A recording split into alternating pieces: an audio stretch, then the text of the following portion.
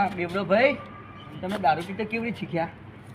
દારૂ પીતો પહેલાં તો અમારા મોટા ભાઈ થોડું થોડું આપતા, પછી ધીરે ધીરે થોડું થોડું કરીને મારે મોટા હોલ લાવવા માંડ્યા. माल पिएंगे हम तो माल पिए એના પછી વધારે પીતા થઈ. હોલ લાવવા માંડ્યા મોટા ભાઈ રહ્યા.